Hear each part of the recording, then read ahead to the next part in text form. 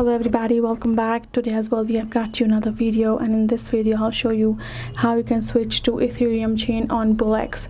But before that, please do make sure to like our video, subscribe our channel, and yes, without any further delay, let's start. So for that, simply go ahead, first access your BullX and go to the menu section and tap on this option of chains right over here. Once you do that, then the available chains on BullX will appear. You can see Ethereum on the first row. Go ahead, tap on Ethereum and tap on start trading. As soon as you do that, the behind the options, you can see there are trading options will appear where you will be able to check out the Ethereum chain tokens only.